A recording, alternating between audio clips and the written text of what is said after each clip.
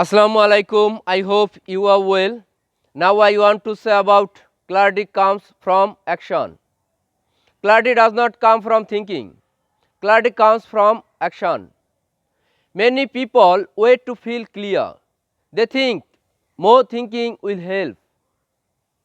Thinking without action creates noise. Action creates feedback. Clarity shows what works. Clarity shows what fails. Both are useful. Clarity grows after movement. If you are young, act sooner. Try, adjust, move again.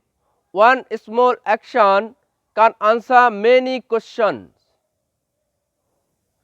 Stop waiting for clarity. Act first. Clarity comes from action. Thank you so much for giving your most valuable time. Stay safe. Assalamu alaikum.